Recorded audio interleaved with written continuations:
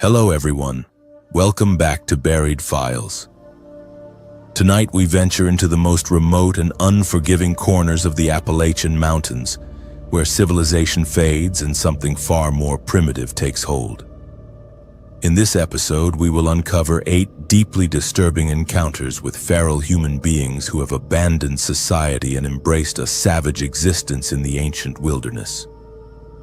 These are not legends or folklore, but documented testimonies from geologists, park rangers, hunters, and researchers who stumbled upon communities of people living in ways that defy modern understanding. Each account has been meticulously verified through cross-referenced reports, physical evidence, and witness testimonies that paint a horrifying picture of human devolution in America's last wild places. To protect the privacy and safety of those involved, certain names and specific locations have been carefully altered, but the core experiences remain untouched in all their terrifying authenticity. These survivors have chosen to share their stories as warnings to others who might venture too deep into the mountains where humanity ends and something else begins. If you are new here, make sure to subscribe to Buried Files for daily true horror content that will leave you questioning what lurks in the shadows of our world. Hit that notification bell so you never miss when we uncover the files that others tried to bury. Now let us begin our descent into the heart of Appalachian darkness. My name is Dakota Williams, and I have been a park ranger for the Great Smoky Mountains National Park for 11 years. In that time, I have seen my fair share of dangerous wildlife, lost hikers, and emergency rescues. But nothing in my training prepared me for what happened during the 3rd week of September 2022. What I am about to tell you goes against every official report I filed, every statement I gave to my supervisors, and every rational explanation I once believed about what lives in these ancient mountains. It started with the missing hikers. 3 separate incidents in 4 days, all along the same general area near Cataract Falls, about 7 miles into the backcountry. The first was Rebecca Martinez, a 26-year-old from Nashville who had been backpacking solo. Her tent was found intact, sleeping bag still rolled out, but her hiking boots were missing and her food cache had been completely emptied. Not by bears, though. Bears leave distinct claw marks and tear packaging apart. This was methodical, almost surgical in its precision. The second disappearance was more troubling. 2 college students from Georgia, Tyler and Amanda, had been camping together near the old logging road that cuts through Pine Creek Ridge. Their campsite looked like it had been abandoned in the middle of dinner. Canned beans still warm in the pot, flashlights still on, but both their packs were gone and their hiking poles had been snapped in half and arranged in a peculiar pattern around their extinguished fire. The pattern looked almost ritualistic, like some kind of warning or territorial marker. By the time we found the 3rd site, I knew we were dealing with something beyond standard search and rescue protocols. An experienced outdoorsman named Frank Costello had been hiking the same trail system for 20 years. He knew these mountains better than most of the seasonal rangers.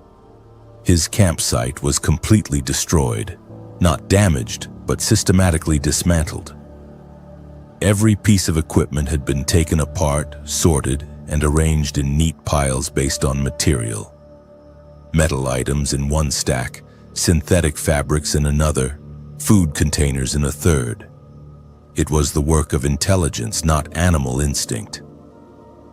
My supervisor assigned me to lead a 3-day search operation with 2 other rangers, hoping to find some trace of the missing hikers before the weather turned.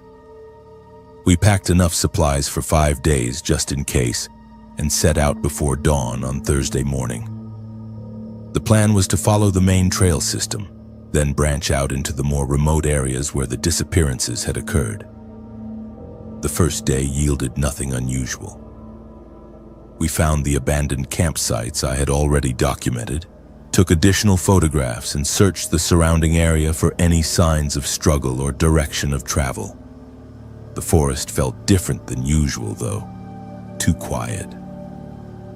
In 11 years of working these trails, I had never hiked for hours without hearing the standard sounds of wildlife. No bird calls, no squirrel chatter, no rustling in the underbrush. Even the insects seemed muted. That evening, we made camp at a designated backcountry site about 4 miles from the last known location of Frank Costello. As we prepared dinner, Ranger Phillips mentioned something that had been bothering him all day. He had been finding tracks, but they did not match any known wildlife in the area. They were roughly human-sized, but the gait pattern was wrong. Too long between steps, and the impression showed toes that were unusually spread, like someone who had never worn shoes. Around midnight, we heard the first call. It started as what sounded like a woman crying for help, echoing from somewhere deep in the valley below our campsite. We immediately grabbed our gear and headed toward the sound, following standard rescue protocols. But as we got closer, the voice changed. It became deeper, more guttural, and the words became less distinct. By the time we reached the area where the sound had originated, there was only silence. That was when Phillips found the first trail marker. Not an official Park Service marker, but something else entirely. A deer skull mounted on a broken tree branch, positioned at eye level and facing directly back toward our campsite. The bone had been stripped completely clean, but there were tool marks on it. Deliberate scraping and cutting that suggested the use of crude but effective implements. We followed a series of these markers for over a mile, each one more elaborate than the last. Animal bones arranged in specific patterns, strips of fabric that clearly came from hiking gear, and eventually pieces of human clothing hung from branches like primitive flags. The trail led us deeper into terrain that was not marked on any of our maps, through dense undergrowth that showed clear signs of regular travel. The path ended at a clearing that should not have existed. In the center was what I can only describe as a processing site. Large, flat rocks arranged in a circle, stained dark with what was unmistakably blood. Animal hides stretched between wooden frames made from saplings. Piles of bones sorted by type and size. And hanging from a makeshift rack constructed of branches and rope, strips of meat in various stages of drying. But it was the smell that confirmed our worst fears. Not just the metallic scent of blood or the gamey odor of wild meat. There was something else underneath it all. Something sweet and wrong that made my stomach turn. I had smelled it once before, during a recovery operation where we found a hiker who had been dead for over a week. Human decomposition has a distinct odor that you never forget. As we stood there trying to process what we were seeing, Phillips grabbed my arm and pointed toward the tree line. 3 figures stood at the edge of the clearing, barely visible in our flashlight beams. They were human in shape, but wrong in every other way. Gaunt and pale, with long matted hair and movements that were too fluid, too predatory. They wore scraps of clothing that looked like it had been assembled from multiple sources, and they carried crude weapons made from sharpened sticks and metal scavenged from camping gear. The largest of the 3 stepped forward and made a sound that was part growl, part vocalization. It was clearly some form of communication, but unlike any language I had ever heard. The other 2 responded in kind, and they began to circle our position with the coordinated precision of pack hunters. We backed toward the trail we had followed into the clearing, but one of the creatures moved to block our path. Up close, I could see that it had once been human, but years of living wild had changed it in fundamental ways. Its teeth were filed to points, its fingernails grown long and sharp, and its skin was covered in scars and primitive tattoos made from ash and blood. The standoff lasted only seconds before training took over. We fired our service weapons into the air, hoping to scare them off without causing injury. The sound echoed through the forest, and the creatures immediately scattered, disappearing into the underbrush with inhuman speed and silence. We ran. For over 2 miles, we ran through terrain that seemed designed to slow us down and separate us. Fallen logs blocked our path at regular intervals, forcing us to climb over or go around. Low-hanging branches created natural barriers that had to be navigated carefully in the dark. And all around us, we could hear them moving through the forest, staying parallel to our position but never quite visible. By the time we reached our original campsite, dawn was beginning to break through the canopy. We packed our gear in record time and hiked directly back to the ranger station, where I immediately contacted my supervisor and the county sheriff. The official report documented our discovery of what we termed an illegal hunting camp and possible poaching operation. No mention was made of the creatures we encountered or the clear evidence of human predation we had witnessed. 2 weeks later, a joint operation between Park Service personnel and federal agents returned to the site. They found nothing. The clearing had been abandoned, all evidence removed, and the trail markers had been taken down. According to the official summary, we had likely encountered a group of individuals living illegally within park boundaries who had fled when discovered. But I know what I saw. And 6 months later, when the disappearances started again, this time near Cades Cove, I was not surprised. I requested a transfer to a different park and was granted approval within 30 days. My replacement, a young ranger named Matthews, lasted exactly 3 weeks before requesting his own transfer. He never told me what he encountered, but I recognized the look in his eyes, the same haunted expression I see in my own reflection every morning. The official position of the National Park Service is that no feral human populations exist within protected boundaries. But late at night, when I am alone with my thoughts, I remember the intelligence behind those pale eyes and the calculated way they moved through their territory. Whatever they once were, they had adapted to life in the deep wilderness in ways that made them more dangerous than any natural predator. I still work as a park ranger, but now in Colorado, where the mountains are younger and the forests hold different secrets.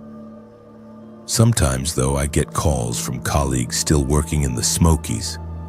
They tell me about hikers who vanish without explanation, about campsites found empty with all the food missing, about sounds in the night that do not match any known wildlife. And I tell them what my supervisor told me after I filed my original report. Some things are better left unreported, and some trails are better left unfollowed. The Smoky Mountains have been home to humans for thousands of years, but not all of them chose to remain part of civilization. My name is Marcus Thompson, and if you are listening to this, let me say one thing up front. I am not a storyteller. I am a geologist. That means I spend my days squinting at rocky outcrops, taking core samples and running numbers on mineral content, not spinning ghost stories around the campfire. But every so often, the world reminds you that numbers cannot explain everything. Some things belong to the wilderness, and the Appalachians, ancient, lonely, and largely untamed, hide things no field manual will tell you about. It was a late October morning in 2023 when I hiked up into the Blue Ridge on assignment. My company had been contracted to survey an area for a possible pipeline expansion, and my section included a stretch of remote, rocky terrain near the Carolina border. The locals in the neighboring town of Elmswood said little about the area except that it was best left undisturbed. Some joked about mountain lions, others about something older. I tuned it all out. I had data to collect. The first thing you have to understand about this place is the silence. I do not mean the quiet of a city park or even the hush after fresh snowfall.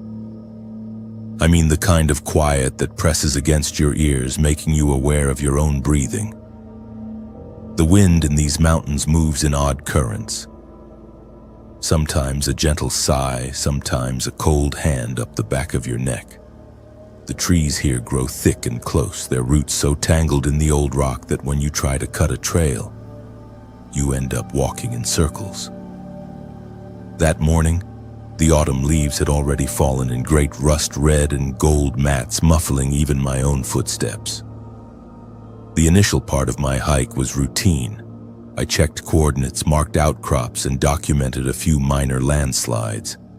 About 3 miles from the main road, past an abandoned fire tower, the ground pitched downward without warning. The soil here breaks into shelves, scarred by centuries of frost and flood. My boots crunched over broken stones peppered with white bleached animal bones, deer, rabbit, raccoon, and things I could not immediately name. Then I found the entrance. It was almost by accident. The map in my hand showed a cluster of limestone shortcuts, but it did not mark this. A slit in the hill about 5 feet high and 3 feet across, half concealed by blackberry thicket and loose scree. At first I thought it was just a failed fox den, but something about the geometry, deliberate, almost architectural, caught my attention. I set down my pack, flicked on my headlamp, and squeezed inside. Inside, the cave air was heavy, the temperature instantly dropping several degrees. The beam of my flashlight swept over rock walls mottled with veins of white and rusty orange calcite. About 20 feet in, the passage widened unexpectedly. A natural chamber maybe 15 feet across, domed overhead. Something scuttled in the darkness. I froze, breath clouding in the sudden chill. That was when I noticed 2 things at once. First, the scent. It was not an animal smell per se. It was wet earth, sweat, something raw and unnatural like rust and wild onions. Second, the marks. At first I thought they were petroglyphs, marks left by ancient hands, their precise meaning lost to time. But the patterns were crude, yet fresh.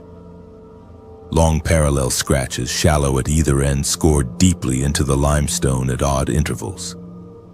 There were also smudges, ashy, greasy fingerprints, and 4 old, blood-darkened handprints spidered across the wall above a nest of moss and animal pelts.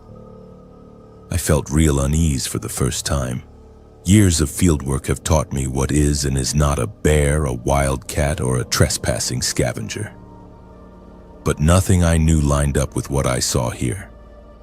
The nest, if you could call it that, was ringed not only with tufts of dry grass and leaves, but with carefully arranged bones, most of them animal, but some plainly horrifyingly human. Fingers, a jawbone, what looked like several molars embedded in a chunk of weathered gum. My rational mind insisted I was witnessing the detritus of some deranged squatter. Maybe a small-time cult or someone hiding from the world and sinking into madness. But then I heard the breathing. It came from deeper in the cave, a slow, laboring draw of air, so faint I almost missed it. My muscles locked, time stretched out. Then deliberately I stepped back, headlamp swinging, heart kicking a painful rhythm in my chest. That was when the thing moved. The barest shuffle, then a soft grunt, not animal, not quite human. My beam caught on an eye, not the red shine of a deer nor the pale flicker of a raccoon. This was a wet, milky orb, blinkless, socketed in a gaunt, angular face streaked with dirt and tangled black hair. Its lips thinned over oversized teeth, fragments of something soft and pink hanging from its mouth. I stifled a gasp. My mind, despite everything, tried to negotiate. This was a person, after all. A desperate, starved hermit. I forced myself to speak. "Who's there? Do you need help?" My words barely echoed, dissolving in the humid dark. The being clicked its tongue rapidly, a staccato rhythm echoing against stone, its nostrils widening as if to scent me. It ducked low, frog-like, impossibly fast, hands touching the dirt as if ready to launch forward. I retreated several steps, pulse hammering in my ears. I remembered what my local contact, Joe, 60-something, lived his whole life in Elmswood, told me before I left. If you hear whistling or see shapes watching you from the tree line, do not linger, do not stare, do not try to help. I flicked my headlamp off for an instant, willing my body to quiet. When I turned it back on, the thing had crept closer, almost at the edge of the light. I could make out a twisted, splayed body, long limbs, muddy fingers, ribs showing through smudged skin. No clothes except a ragged sheet or pelt knotted at the waist. It crawled like a spider. Suddenly it screamed. The sound was nothing like a human. It started deep in the chest, then rose, ululating, hitting an octave that sent birds fleeing from trees outside. My ears rang. Instinct took over and I ran. I stumbled, lost my balance, bashed my shoulder bloody against a stone outcropping, but somehow clawed my way into the open air. Adrenaline made everything vivid. The shock of sunlight, the hiss of wind in brittle grass, the taste of bile in my throat. As I staggered back onto the trail, I heard something shuffle behind me, then impossibly a faint, mocking whistle. The same pattern I had tapped on rock as a child when I was scared of the dark. The thing was mimicking me. I ran until my legs gave out. Every bush and shadow seemed to breathe, and I found myself constantly glancing back, half convinced I was being followed. I reached half a mile down the trail before collapsing in the dry leaves. Only then, shaking, did I check my phone. No bars, no GPS signal. I forced myself to keep moving, panic rising afresh with every imagined footfall, every twig snap. Eventually, numb with fatigue, I reached my car as late afternoon light poured sideways across the mountain. I fumbled my keys, hands shaking, and started the engine. Through the rearview mirror, I caught a flicker at the edge of the woods, the shadow of something long-limbed just out of sight. I never went back. The next day, the company called. The survey was canceled, nothing further needed at my site. I told them someone was living in that cave, that it was not safe. The words felt weak, like something I should have forgotten after a sleepless night, but they have not left me. Weeks passed and I tried to forget, to rationalize. But every now and then I would get a text or call from colleagues assigned further down the escarpment. Small things at first. Missing equipment, butchered kits, GPS units ruined or stolen, weird scratches found on vehicles. Months later, Joe called me, voice hollow. "Listen, Marcus," he whispered. "They found another cave. This time there were boot prints. Not just animal ones, but both. Big, human. But the rangers said they ended halfway up a cliff wall, like whoever made them walked into thin air." "What about the person?" He paused so long I thought the line had dropped. "Wasn't just one," he finally said. "There's more than one thing living up there. And the oldest folks say some of them have been there longer than the towns. Longer than people I hung up, cold and sweating." I moved back north a few months later and changed my cell number.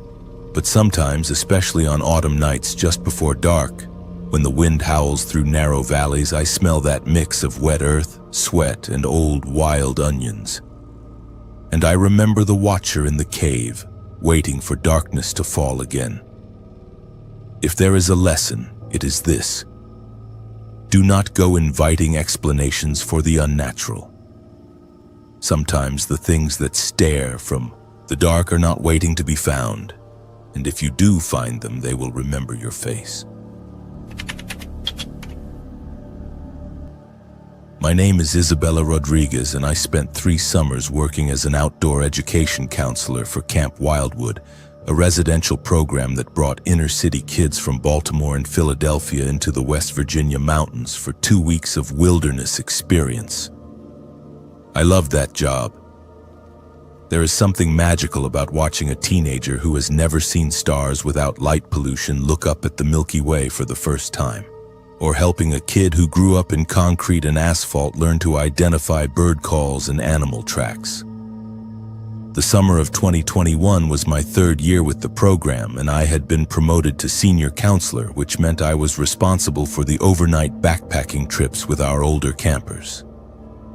These were 14 and 15-year-olds who had demonstrated responsibility and wilderness skills during their first week at base camp.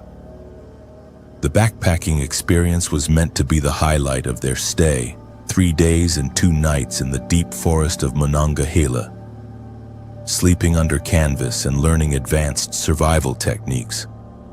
Our group that July consisted of 8 kids and 3 counselors, including myself. The other 2 counselors were Marcus, a 24-year-old forestry student from West Virginia University, and Sarah, a 23-year-old from Pittsburgh who had been working wilderness programs for 4 years. We had been planning this particular route for months, a challenging but manageable loop trail that would take us through some of the most beautiful and remote parts of the forest. The first day went perfectly. We hiked 6 miles through mixed hardwood forest, crossed 3 streams, and made camp in a designated backcountry site near Otter Creek. The kids were excited and engaged, asking good questions about plant identification and animal behavior. After dinner, we sat around our carefully contained campfire, and I taught them some of the Cherokee legends about the mountains while Sarah helped them identify constellations. It was around 10:30 that night when we first heard the other children laughing. At first, none of us thought much of it. Summer camps used the Monongahela system regularly, and while our site was supposed to be isolated, it was possible another group was camping within a mile or 2 of our location. The laughter was distant but clear, the unmistakable sound of kids playing some kind of game in the dark. High-pitched giggles and what sounded like a group of voices calling out to each other. One of our campers, a 14-year-old named Damon from West Philadelphia, sat up in his sleeping bag and listened intently. "Miss Isabella," he whispered, "that sounds like kids our age. Can we go say hi?"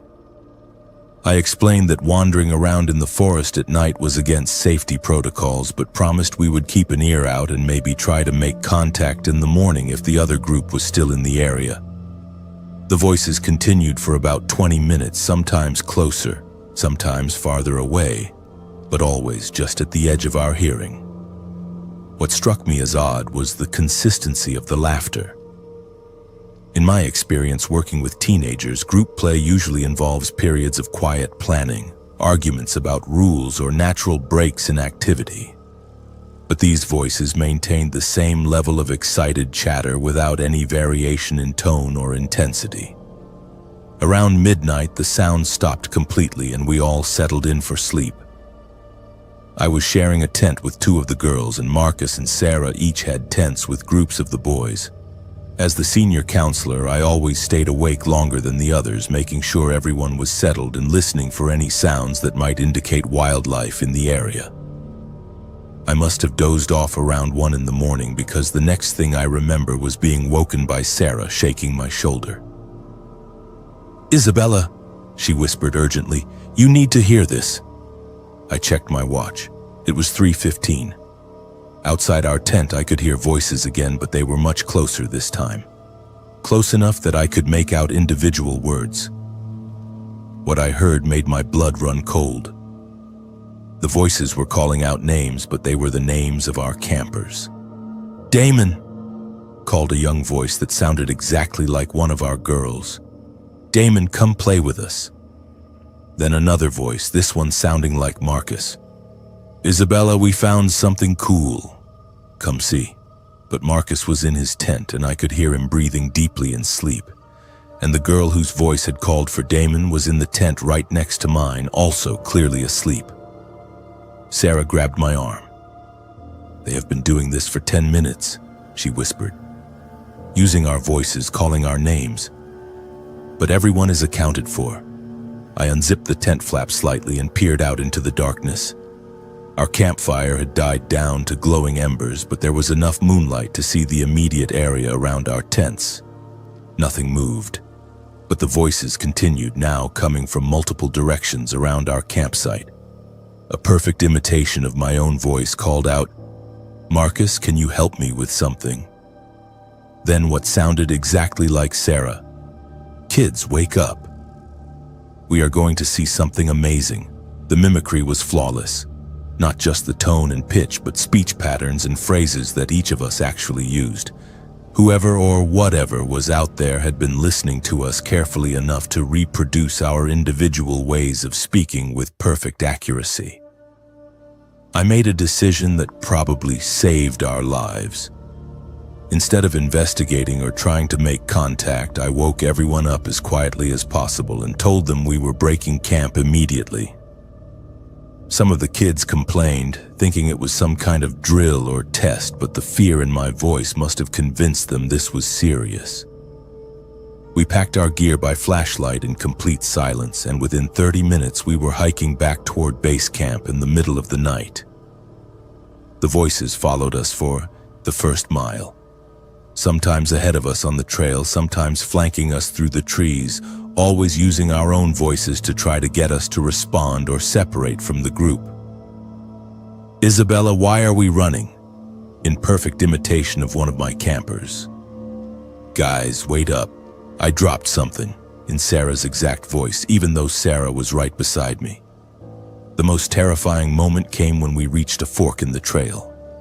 We had taken the left path on our way in, but in the darkness and stress of the emergency evacuation, I was not entirely certain which way led back to camp. As I stood there with my map and compass trying to get our bearings, I heard my own voice calling from the right-hand path. "This way, everyone." I found the trail, but I was standing right there and I had not said a word.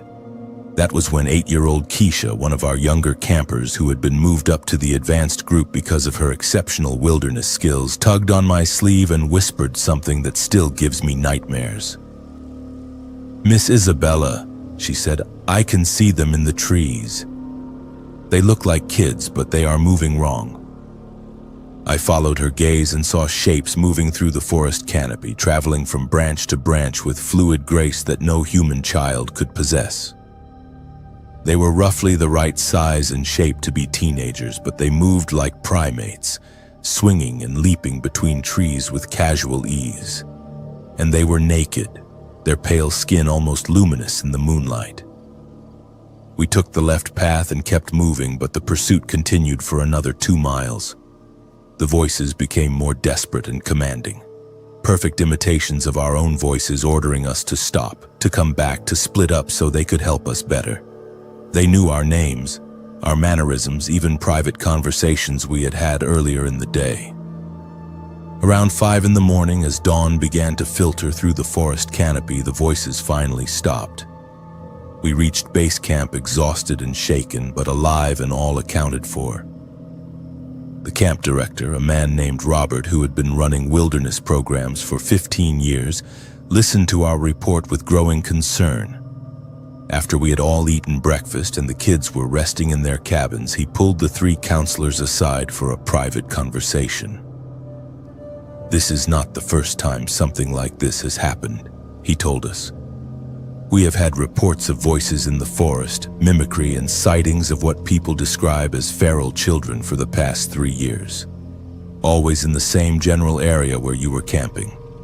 He showed us a file that contained incident reports from other camps and individual hikers, all describing similar encounters with beings that appeared to be human children but displayed impossible physical abilities and predatory behavior. According to Robert, the local rangers were aware of the situation but had no effective way to address it. The creatures, whatever they were, showed clear intelligence and seemed to understand that they were being hunted. They avoided all attempts at contact or capture, and they never left physical evidence that could be documented or studied. The most disturbing part of Robert's briefing was his theory about what we were dealing with. He believed these were children who had become lost in the forest over the years and had somehow survived by adapting to a completely wild existence. Cut off from human society during critical developmental years, they had reverted to primitive behaviors while retaining enough human intelligence to be incredibly dangerous. The mimicry suggests they understand that human communication is important, he explained. But they use it as a hunting tool, the way some predators use camouflage or deception to catch prey. They have learned that humans respond to familiar voices, especially the voices of people they trust. We never went back to that area of the forest. The camp program was moved to a different section of Monongahela the following summer, and new safety protocols were established requiring all overnight trips to carry satellite communication devices and travel in larger groups. But I sometimes wonder about those children, if that is what they were. How long had they been living wild in those mountains? How many were there? And what had happened to turn them from lost children into something that hunted other humans? 6 months after our encounter, Robert called to tell me that 2 hikers had gone missing in the same area where we had been camping. Their backpacks were found hanging from tree branches 30 feet off the ground, but there was no sign of the hikers themselves. The local search and rescue team found tracks around the area, small human footprints that led into the forest canopy and disappeared. I still work with kids, but now in urban educational programs where the biggest danger is traffic and the most exotic wildlife is pigeons. Sometimes, though, when I hear children laughing and playing outside my apartment window, I find myself listening carefully to make sure the voices belong to children I can actually see. Because I learned that summer that not everything that sounds human actually is, and some of the most dangerous predators are the ones that know exactly how to sound like someone you trust. The Monongahela National Forest covers over 900,000 acres of wilderness. That is a lot of space for things to hide, and a lot of places where lost children might learn to survive in ways that change them into something else entirely. Something that remembers just enough about being human to be more dangerous than any natural predator. My name is Jackson O'Brien, and I have been bow hunting in the Pennsylvania mountains for 15 years. I grew up in Scranton, but every November since I turned 16, I have made the trip up to the Allegheny National Forest with my father and uncle for our annual deer hunt. It was a tradition that meant everything to me. 3 generations of O'Brien men carrying on something that had started with my great-grandfather, who immigrated from County Cork in 1923. The autumn of 2020 was different because it was the first year I went without my father. He had passed away from cancer that spring, and my Uncle Pat decided he was too old to make the trip anymore. But I could not break the tradition. I convinced my 2 best friends, Derek and Tommy, to join me for what I promised would be a straightforward hunting trip in an area I knew better than my own neighborhood. We arrived at our usual campsite on Sunday afternoon, the 2nd week of November. The location was perfect for deer hunting, a small clearing surrounded by oak and maple trees about 8 miles into the forest, accessible only by an old logging road that required 4-wheel drive to navigate. We had been camping there for years, and I could set up our base camp with my eyes closed. Derek was 29, a construction foreman from Philadelphia who had grown up hunting with his grandfather.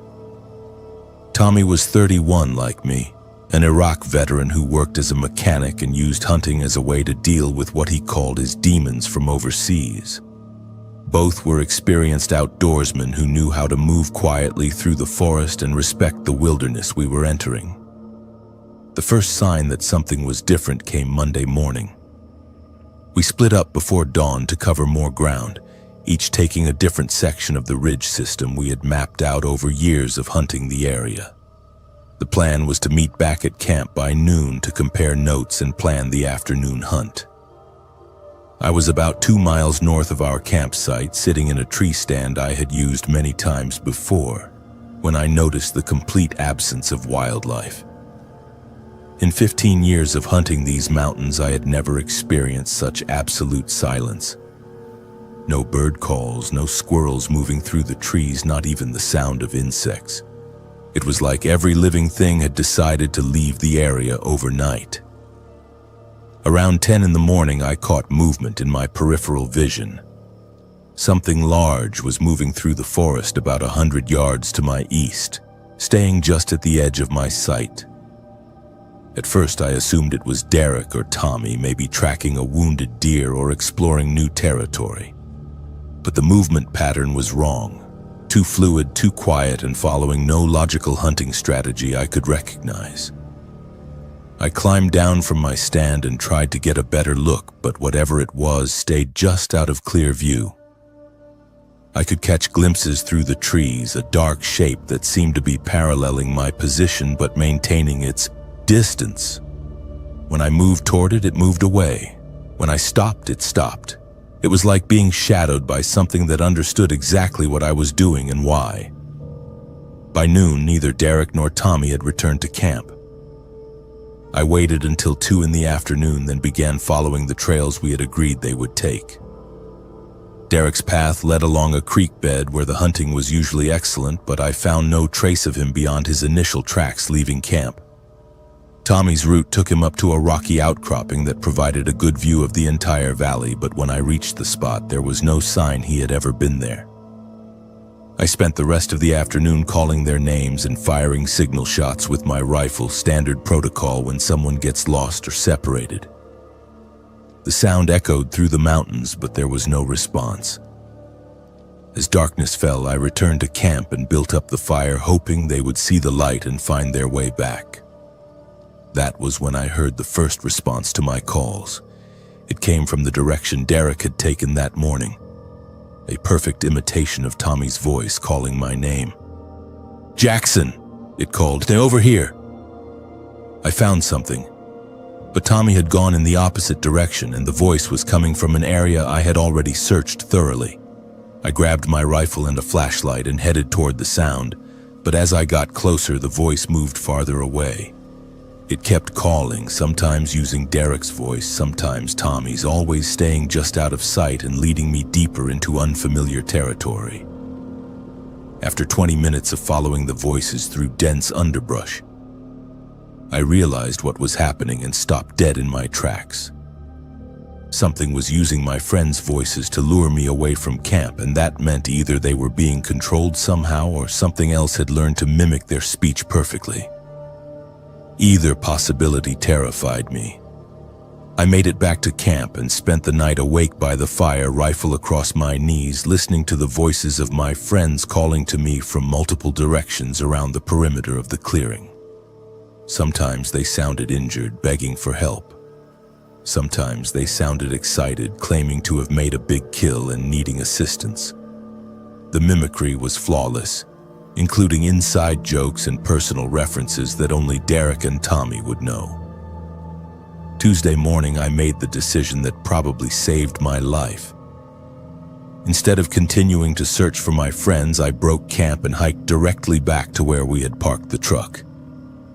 The entire 8-mile hike, I was followed by voices in the forest, becoming increasingly desperate and angry as they realized I was leaving. When I reached the truck, I found Derek's bow and arrow quiver hanging from the side mirror. They had not been there when we arrived Sunday, and they showed clear signs of being deliberately placed as some kind of message or trophy. The arrows had been removed, and the bowstring had been cut, making the weapon useless. I drove directly to the Pennsylvania State Police Barracks and reported my friends missing. The search and rescue operation began that afternoon and continued for 5 days. They found Tommy's backpack hanging from a tree branch 20 feet off the ground, but there was no indication of how it had gotten there or why someone would have placed it at that height.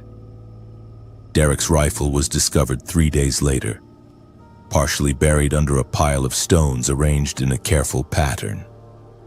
The weapon had been completely disassembled, every piece separated and cleaned, then reassembled incorrectly so that it could not function. It was the work of intelligence, not animals or natural processes. The official search was called off after a week with no trace of either man beyond the abandoned equipment. The conclusion was that they had become lost or injured and succumbed to exposure, though their bodies were never recovered despite extensive efforts involving helicopters and teams of volunteers. But I knew what had really happened, and 6 months later I got confirmation. I was contacted by a park ranger named Williams, who worked in a different section of the Allegheny National Forest. She told me that hunting parties had been reporting similar experiences for the past 2 years. Voices calling from the forest using the names and speech patterns of missing members. Equipment found arranged in deliberate patterns that suggested intelligence and planning. According to Ranger Williams, there was an unofficial theory among some of the Park Service personnel that a group of people had been living deep in the forest for years, possibly generations. They had developed hunting skills that surpassed anything modern outdoorsmen possessed, and they viewed the forest as their exclusive territory. The theory suggested that these people had learned to mimic human speech as a hunting technique, the same way some predatory animals use camouflage or deception. They would isolate individual members of hunting parties, then use their voices to lure others into situations where they could be captured or killed. She also told me that the Pennsylvania Game Commission had documented a significant decline in deer populations throughout the region over the past 5 years, despite reduced hunting pressure and ideal breeding conditions. Something was hunting the deer with efficiency that exceeded both natural predation and legal hunting combined. I never went back to the Allegheny Mountains. The following year, I started hunting in New York State, always in groups of at least 4 people, and never in areas more than 3 miles from a main road. But sometimes when I am sitting in a tree stand waiting for deer, I hear voices calling from deeper in the forest. And sometimes those voices sound exactly like Derek and Tommy, still trying to get me to follow them into the darkness. Tommy's wife received his military death benefits after the official declaration, but Derek's family never got closure. His parents still believe he might be alive somewhere, maybe injured and unable to find his way home. I have never told them about the voices that used his speech patterns or about the bow hanging from our truck like a warning sign. The Allegheny Mountains have been home to hunters for thousands of years, long before Europeans arrived with modern weapons and hunting regulations. Some of those hunters never stopped viewing the forest as their territory, and they have developed skills that make modern outdoorsmen look like amateurs playing games in their backyard. They are still there, watching and waiting for the next group that ventures too deep into their domain. And they have learned that the most effective way to hunt humans is to use the voices of people we trust, calling to us from the darkness until we follow them far enough from safety that no one will ever find us again. My name is Ezra Mitchell, and for 7 years I lived completely off the grid in the remote foothills of eastern Kentucky. I moved there in 2015 after a messy divorce cost me my house in Louisville and left me questioning everything about modern life. I bought 43 acres of mountainous woodland for less than what most people pay for a car, built a small cabin with my own hands, and learned to live the way my great-grandfather had lived before electricity, and running water changed everything. The property was beautiful in its isolation. Dense mixed forest of oak, maple, and pine stretched in every direction, broken only by a clear creek that ran through the lower section and provided fresh water year-round. The nearest neighbor was over 3 miles away through difficult terrain, and the closest road that could handle a regular vehicle was a 2-mile hike down a steep trail I had cut myself. It was exactly the kind of solitude I had been seeking. A place where a man could live according to his own rules and never have to deal with the complications of modern society. I had been there about 18 months when I first noticed signs that someone else was using my property. It started small. Footprints in the soft mud near the creek that were not made by my boots. Stones that had been moved from their natural positions to create what looked like primitive markers or trail signs. areas where someone had clearly been digging, though for what purpose I could not determine. At first I assumed it was someone passing through, maybe hunting illegally or using my land as a shortcut to somewhere else. These mountains had been home to people for centuries before property lines and deeds divided everything up, and I figured I was probably not the first person to think this particular piece of wilderness would make a good place to live. But the signs became more frequent and more deliberate. Someone was harvesting wild edibles from areas I had been managing myself, taking specific plants in a pattern that showed knowledge of sustainable gathering practices. My fish traps in the creek were being checked and sometimes emptied, but whoever was doing it knew enough to reset them properly afterward. Most disturbing of all, I started finding evidence that someone had been watching my cabin from various positions in the surrounding forest. One morning in late September, I discovered fresh footprints in the soft earth near my garden that led directly to my root cellar.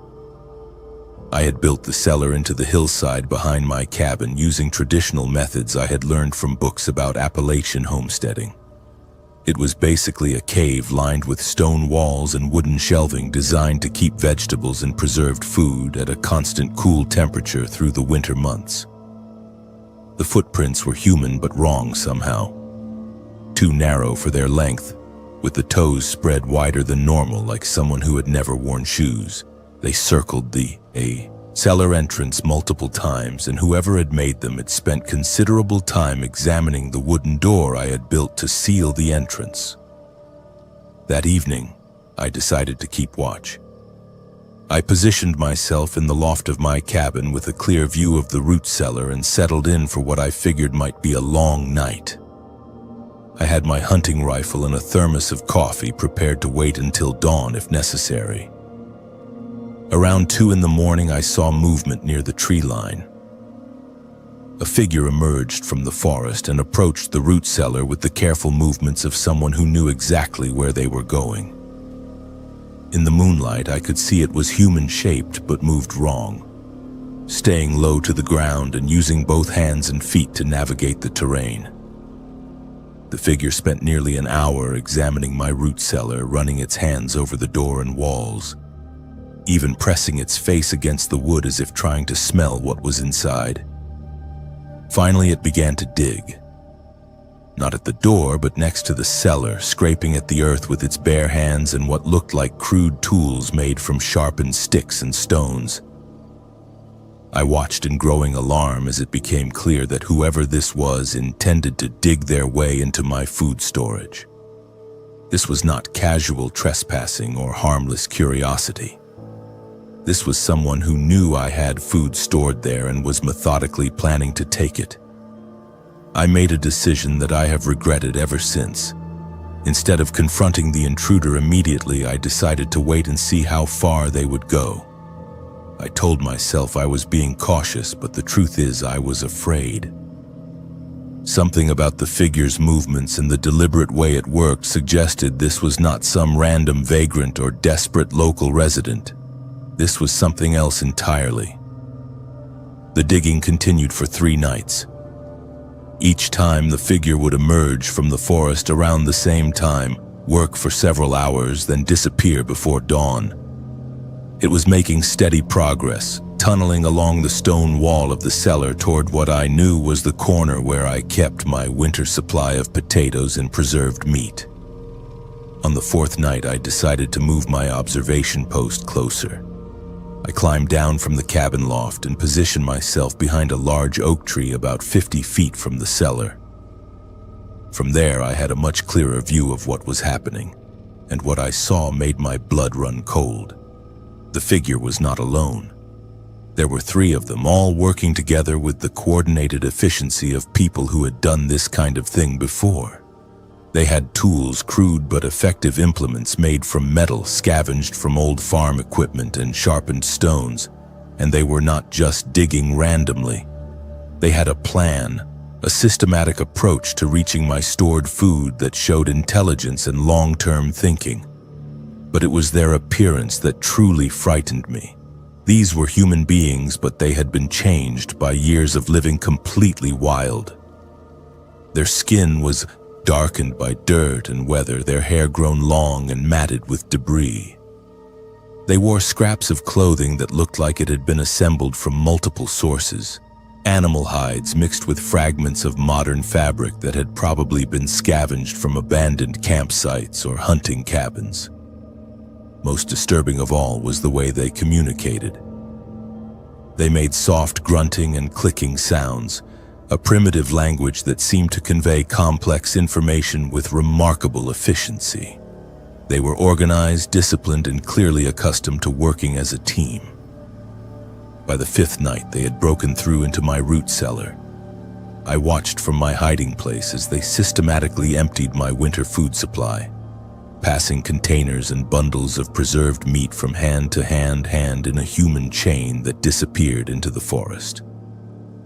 They took everything. Months of preparation for winter gone in a single night. But they left something behind.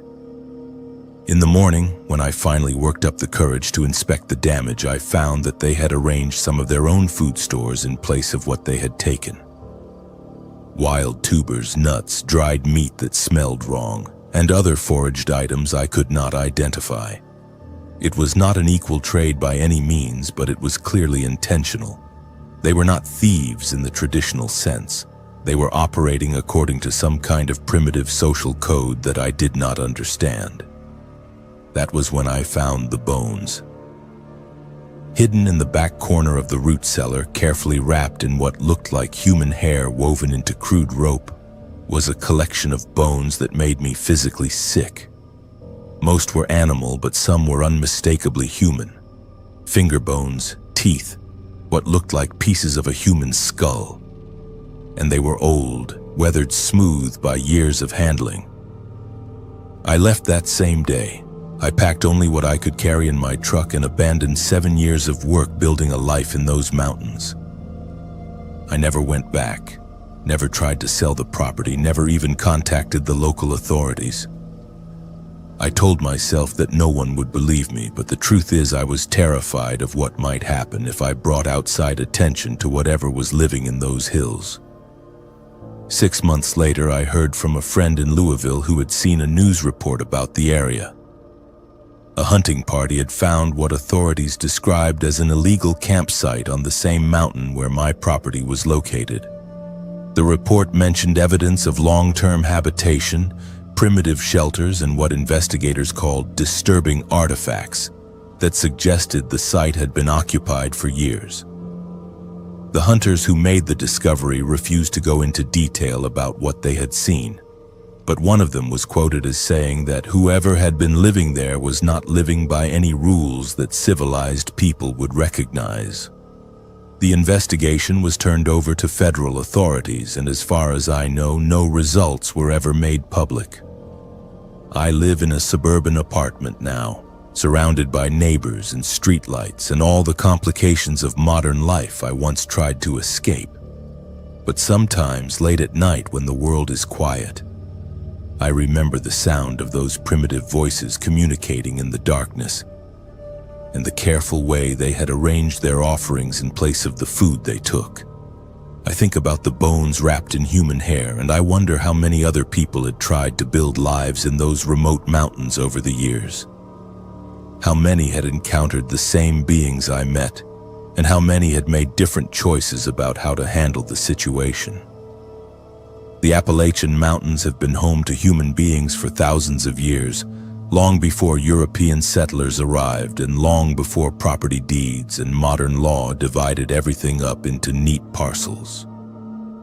Some of those people never joined the modern world, never learned to live according to civilized rules, never stopped viewing the mountains as their territory and everyone else as intruders. They are still there, living according to ancient codes and defending their territory in ways that most people would never understand. And they are patient, watching and waiting for the next person who thinks they can build a life in the deep wilderness without understanding what else calls those mountains home. My name is Autumn Hayes, and I work as a meteorologist for the National Weather Service office in Little Rock, Arkansas. My specialty is severe weather prediction and storm tracking, which means I spend a lot of time in remote locations setting up monitoring equipment and collecting atmospheric data. Most of my field work is routine, but the assignment that took me into the Ozark Mountains in March of 2022 became something that no amount of scientific training could have prepared me for.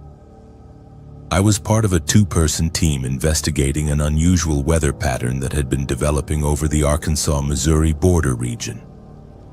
Satellite imagery showed atmospheric disturbances that did not match any known meteorological phenomena, and ground-based radar was picking up anomalies that suggested significant storm activity in areas where local weather stations were reporting clear skies.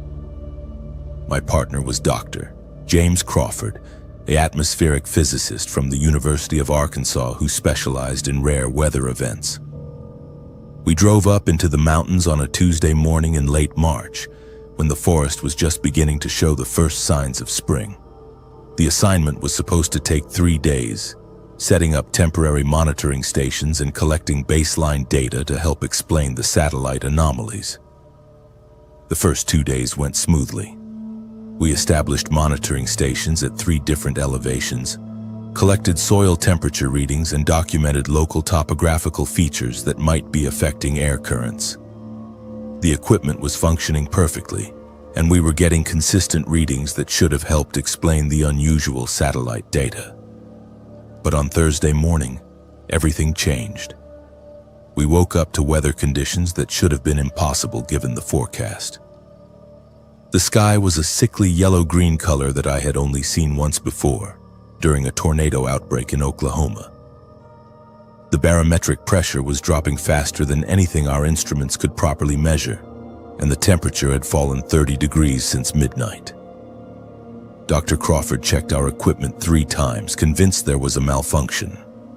According to every predictive model we had access to, the conditions we were experiencing could not exist in this geographic region during this time of year. The atmospheric pressure readings suggested we were in the path of a Category 3 hurricane, but we were 600 miles from the nearest ocean and 1,500 feet above sea level. Around noon, the storm hit with a ferocity that defied explanation. Winds that our anemometer measured at over 90 miles per hour before the device was destroyed by flying debris. Rain that fell so hard it was difficult to breathe if you faced into it. Lightning strikes that seemed to target metallic objects with deliberate precision, destroying 2 of our monitoring stations in the first hour. We took shelter in our research van, but it quickly became clear that the vehicle would not provide adequate protection. The storm was not moving in any predictable pattern. Instead of passing through the area like a normal weather system, it seemed to be circling our position, creating a localized vortex of destructive weather that had no basis in atmospheric science. By 3 in the afternoon, a pine tree the size of a telephone pole crashed across the road behind us, blocking our escape route. Dr. Crawford made the decision that probably saved our lives. He had noticed a cave opening about half a mile up the mountainside and suggested we abandon the van and seek shelter there until the storm passed. We grabbed our emergency supplies and fought our way through horizontal rain and debris to reach the cave entrance. It was larger than it had appeared from a distance, easily big enough for several people, and extended back into the mountain far enough that we could escape the noise and fury of the storm outside. But we were not alone in that cave. As we moved deeper into the darkness, our flashlights revealed clear signs of recent habitation. A fire pit with warm ashes, sleeping areas made from animal hides and moss, and crude tools fashioned from stone and scavenged metal. Most disturbing of all was the smell, a mixture of wood smoke, unwashed bodies, and something else that made my stomach turn. Dr. Crawford wanted to leave immediately and find shelter elsewhere, but the storm outside had intensified to the point where venturing back into it would have been suicidal. We positioned ourselves near the cave entrance, close enough to escape quickly if necessary, but far enough inside to be protected from the weather. That was when we heard the voices. At first, they seemed to be coming from deeper in the cave system, soft murmuring that could have been wind moving through underground passages. But gradually, the sounds became more distinct, and we realized we were listening to human conversation in a language neither of us recognized. The voices grew louder and closer, and eventually we could see flickering light from deeper in the cave that suggested someone was approaching with torches or fire. Dr. Crawford and I pressed ourselves against the cave wall, hoping to remain hidden until whoever it was had passed by. What emerged from the depths of that cave still appears in my nightmares. 3 figures that had once been human but had been changed by years of living in complete isolation from civilization. They moved with the fluid grace of people who had adapted to navigating underground passages in total darkness, and their eyes reflected our flashlight beams like those of nocturnal animals. They wore clothing made from animal skins and plant fibers, primitive but expertly crafted. Their skin was pale from lack of sunlight, but tough and scarred from years of harsh living. Most unsettling of all was their reaction to our presence. They showed no surprise at finding strangers in their cave, as if they had been expecting us. The largest of the 3, a man who might have been 50 or 70 years old, stepped forward and spoke to us in perfect English. "Storm brought you here," he said, his voice raspy but clear. "Storm always brings the lost ones to us." He gestured toward the cave entrance where rain was still pounding the mountainside. "Been waiting 3 days for this one to build, right?" Dr. Crawford tried to explain that we were scientists conducting weather research, that we had equipment and colleagues who would be looking for us. The man listened patiently, then smiled with teeth that had been filed to sharp points. "No equipment works when the mountain calls the storm," he said. "Been calling storms for longer than your people been keeping weather records." That was when I understood that the atmospheric anomalies we had been sent to investigate were not natural phenomena. These people, whoever they were, had somehow learned to manipulate local weather patterns. The impossible storm conditions, the localized vortex, the equipment malfunctions, all of it was being controlled by human intelligence that had developed capabilities beyond anything modern science recognized. The 3 figures seemed to be debating something among themselves in their strange language, occasionally glancing at us and gesturing toward different parts of the cave. Finally, the leader turned back to us and made an offer that chilled me to the bone. "Storm will pass by morning," he said. "You can leave then. Go back to your flatland people and your machines that measure what they cannot understand. Or you can stay, learn the old ways, become part of the mountain family that keeps the ancient knowledge alive." When we indicated that we wanted to leave, his expression darkened. "Mountain does not like to let go of those who have seen too much," he warned. "Your weather machines will never work right again. Your predictions will fail when the mountain decides to call storms, and someday when you least expect it, another storm will bring you back to us." We spent that night huddled near the cave entrance, listening to the voices of the cave dwellers echoing from deep underground and watching the impossible storm continue to rage outside. By morning, the weather had cleared completely, revealing a landscape that looked like it had been hit by a tornado despite the complete absence of any rotating wind patterns. Our research van was destroyed, crushed by falling trees and battered by hailstones the size of golf balls. Most of our equipment was either missing or damaged beyond repair. We hiked back to the main road and were picked up by a search and rescue team that had been looking for us since we failed to check in the previous evening. The official report documented equipment failure due to unexpected severe weather, with no mention of the cave dwellers or their claims about controlling storms. Dr. Crawford requested a transfer to a different research program within 6 months and now works exclusively with computer models and satellite data. He has never returned to field research. but the cave dwellers' warning proved accurate. Over the past 2 years, my weather predictions have become increasingly unreliable, particularly when it comes to storm systems that develop over mountainous terrain. Equipment that worked perfectly for years now malfunctions at critical moments, and I find myself unable to explain atmospheric phenomena that should be routine to analyze. 3 months ago, I was tracking a storm system that was moving toward the Ozark region when it suddenly changed direction and intensity in ways that violated every principle of meteorology I had ever learned. The storm moved in a perfect circle around a specific mountain peak, maintaining Category 2 hurricane force winds for 6 hours before dissipating completely. That mountain peak was less than 10 miles from the cave where we had taken shelter. According to satellite data, the storm should have been impossible. According to my instruments, it should not have existed at all. But according to local residents who have lived in those mountains for generations, it was just another spring storm, no different from dozens of others they had witnessed over the years. I still work as a meteorologist, but I no longer trust the science that once seemed so reliable.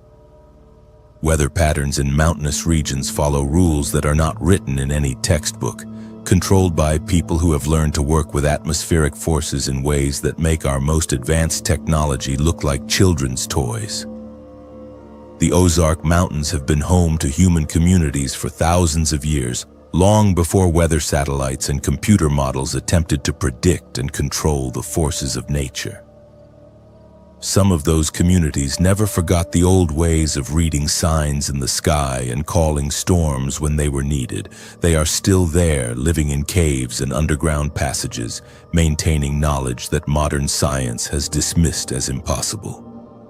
And sometimes when atmospheric conditions are right, and the mountain decides it needs new members, they send storms to guide the lost ones to their door. My name is Phoenix Anderson, and I have been a professional wilderness photographer for over a decade. My specialty is capturing the raw beauty of American forests during extreme weather conditions, particularly winter scenes when the landscape transforms into something almost otherworldly.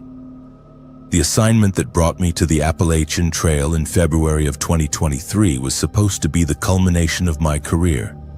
A month-long photography expedition documenting winter wildlife adaptation in the most remote sections of the trail system.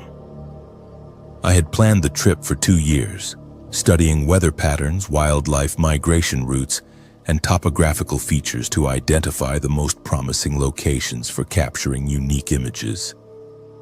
My route would take me through sections of the trail in Virginia, West Virginia, Tennessee, and North Carolina, focusing on high elevation areas where snow and ice create the most dramatic photographic opportunities.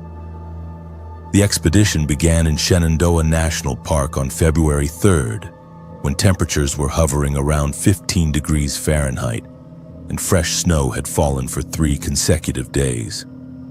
Perfect conditions for the stark, minimalist compositions I was hoping to capture.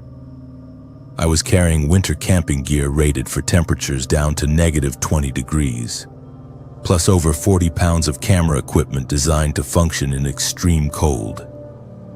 For the first week, everything went according to plan.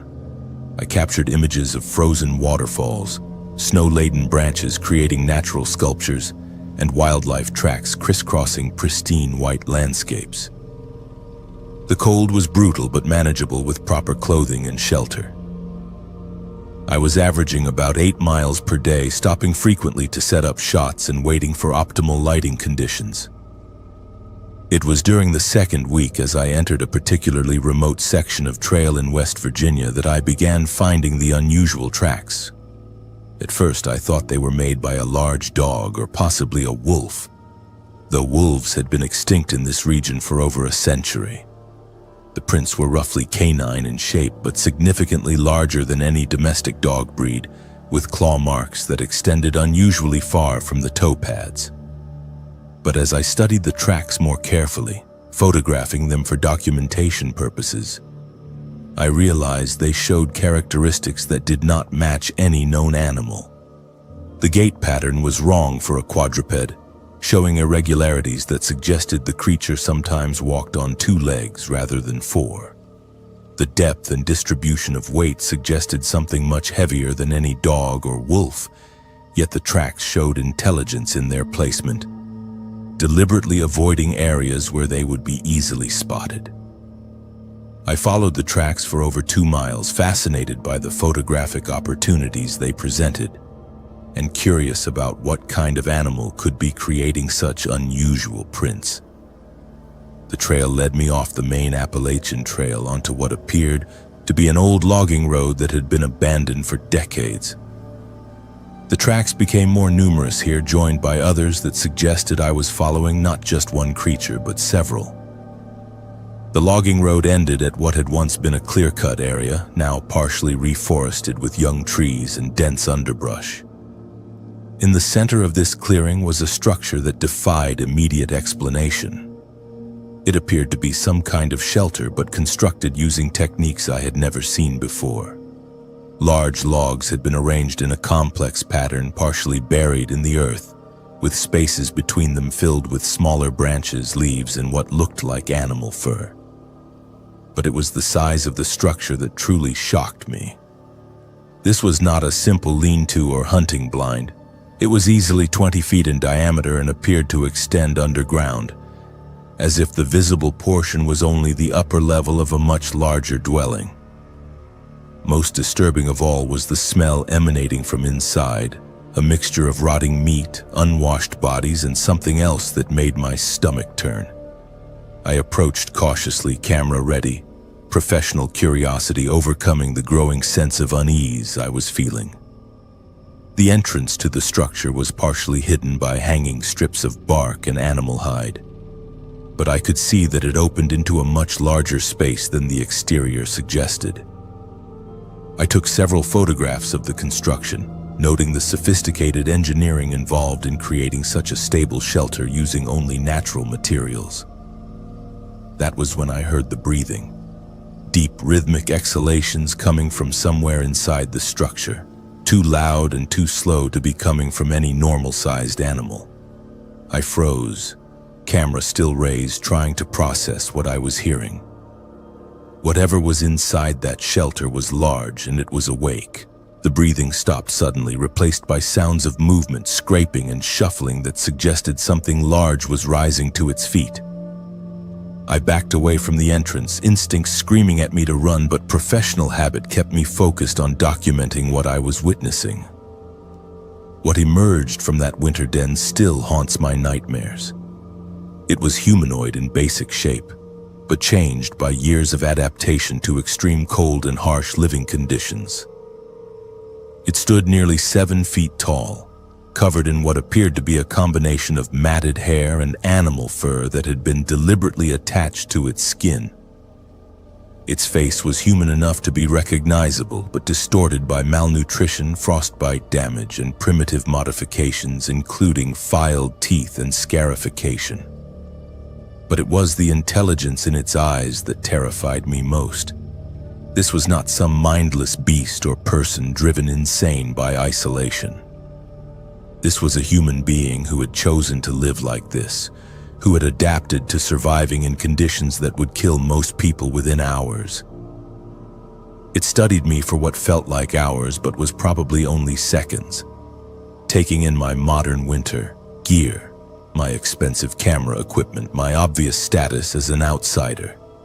Then it made a sound that was part growl, part vocalization, clearly some form of communication directed not at me, but at others I could not see. The response was immediate. 3 more figures emerged from the den, each showing similar adaptations to extreme cold survival, but obviously part of the same family or clan group. They moved with coordinated precision, spreading out to surround my position with the practiced efficiency of pack hunters. The largest of the group, the one who had emerged first, stepped forward and spoke to me in English that was heavily accented and difficult to understand, but unmistakably human language. "You take pictures, it said, gesturing toward my camera. Show other people where we live. The statement was not a question, but an accusation delivered with absolute certainty. I tried to explain that I was documenting wildlife and natural landscapes, that I had no intention of revealing their location or even mentioning their existence. But even as I spoke, I realized how hollow my words sounded. I was a professional photographer, and my entire career was built on sharing images of remote wilderness areas with the outside world. Wintertime, the creature continued, nobody comes to mountain. We sleep, save energy, wait for warm time. You bring other people, make us move again. Always moving, always hiding, never safe. That was when I understood what I was looking at. These were not people who had recently become lost or abandoned civilization. This was a family that had been living wild for generations, adapting to seasonal patterns that included winter hibernation-like behavior that allowed them to survive in conditions that would kill anyone unprepared for the extreme cold. The smaller figures were children, I realized, though their exact ages were impossible to determine due to their primitive lifestyle and adaptive modifications. They watched me with the same intelligent wariness as the adults, clearly understanding the threat that my presence represented to their survival. Camera, the leader demanded, holding out a hand that was more claw than finger. Give pictures.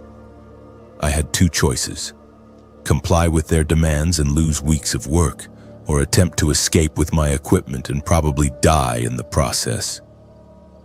These people had survived in conditions that challenged every limit of human endurance, and they knew this terrain better than any modern outdoorsman ever could. I handed over my camera memory cards, watching as the leader examined them briefly before passing them to one of the others, who disappeared back into the den. We keep pictures, he said. You go away. Never come back.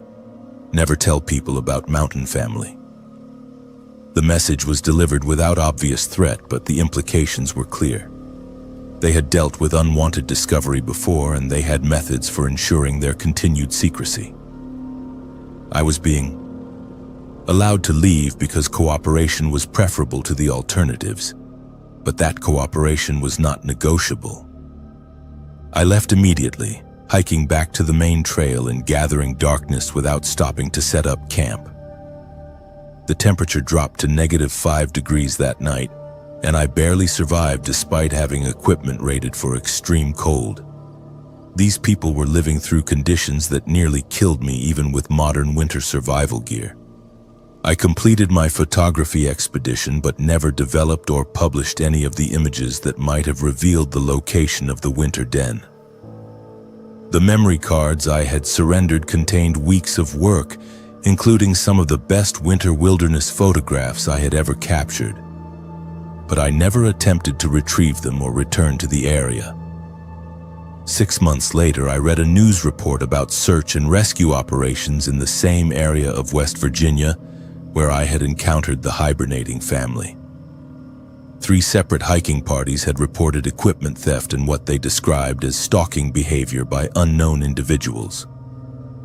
Local authorities concluded that the incidents were probably the work of drug manufacturers using remote locations for illegal operations. But I knew better. The Mountain family was protecting their territory during the active season, using techniques that kept them hidden while discouraging others from exploring too deeply into their domain. They were not criminals or madmen, but survivors who had learned to live according to natural patterns that most people had forgotten centuries ago. I still work as a wilderness photographer, but I no longer seek out the most remote and extreme locations. I have learned that some places are meant to remain hidden, and some adaptations to harsh environments come at costs that civilized people cannot imagine. The Appalachian Mountains have been home to human beings for thousands of years, including people who chose to remain wild when others moved toward civilization. They are still there, following seasonal patterns that include winter dormancy periods that allow them to survive conditions that would kill most modern humans. They are patient, intelligent, and absolutely committed to remaining hidden from a world that would either exploit them or try to save them from a life they have chosen. And they have learned that the best way to maintain their secrecy is to ensure that anyone who discovers them understands the importance of keeping that discovery private. My name is River Blackwood, and I have spent the last 17 years working as a forestry specialist for the United States Forest Service. My job involves surveying remote woodland areas, documenting biodiversity, and assessing the health of old-growth forest systems that have remained largely untouched by human development. It is work that has taken me into some of the most pristine and isolated wilderness areas in the southeastern United States, places where the trees have been growing undisturbed for centuries. In October of 2021, I was assigned to conduct a comprehensive survey of an old-growth section of Cherokee National Forest that had been designated for potential inclusion in a protected wilderness area. The site was located in a remote valley approximately 15 miles from the nearest Forest Service road, accessible only by hiking trails that had not been maintained for over a decade. The assignment was supposed to take 1 week, documenting tree species, measuring trunk diameters, and photographing unusual specimens for the official report. I had completed similar surveys dozens of times before, and this particular location had been recommended by my supervisor as one of the most spectacular examples of virgin forest remaining in North Carolina. What made this forest different from other old-growth areas I had surveyed was the sheer age and size of the trees. Some of the chestnut oaks and tulip poplars were clearly over 400 years old, with trunk diameters exceeding 6 feet. The canopy was so dense that even at midday, very little sunlight reached the forest floor, creating a perpetual twilight that felt ancient and primordial. But it was the silence that first made me uneasy. In 17 years of forest work, I had never experienced such complete absence of wildlife sounds. No bird calls, no squirrel chatter, no insects buzzing. The forest felt empty in a way that violated everything I knew about healthy ecosystem dynamics. On my second day in the area, I began finding the markings. At first, I thought they were natural scarring from lightning strikes or disease, but closer examination revealed deliberate patterns carved into the bark of specific trees. The marks were old, weathered by years of exposure, but clearly made by tools rather than natural processes. The markings appeared to be territorial markers of some kind, carved at precise intervals along what seemed to be established trails through the forest. Each marked tree displayed the same symbol, a spiral pattern that started small at the base and grew larger as it wound upward around the trunk. Following these trail markers led me deeper into the forest than my original survey area required. But scientific curiosity compelled me to document what appeared to be evidence of historical human habitation in an area that was supposed to be pristine wilderness. The trail markers led to a clearing that should not have existed. According to topographical maps and aerial photography, this section of forest was continuous canopy with no natural openings. But there it was, a perfectly circular clearing about 200 feet in diameter, completely hidden from above by an interwoven canopy of branches that had been deliberately trained to grow together. In the center of the clearing stood a structure that defied every principle of forest conservation I had been trained to uphold. It was a dwelling built entirely from living trees, their trunks and branches shaped and guided over years to create walls, roof, and floor without killing the trees themselves. The structure was still alive, still growing, with leaves and new growth emerging from every surface. The craftsmanship was beyond anything I had ever seen. Whoever had created this living building possessed knowledge of tree biology and growth patterns that exceeded anything taught in modern forestry programs. They had convinced dozens of trees to grow in precise directions, their branches interweaving to create spaces that were both architecturally sound and biologically healthy. But the dwelling was not empty. As I approached to examine the construction more closely, I realized that people were living inside the treehouse. I could see movement through gaps in the living walls and smell wood smoke from a fire that must have been burning somewhere within the structure. I called out, identifying myself as a Forest Service employee and explaining that I was conducting a routine survey. The response was immediate and terrifying. The forest around me suddenly exploded with movement as figures emerged from camouflaged positions I had not even noticed. They had been watching me since I entered the clearing, possibly since I first found the trail markers.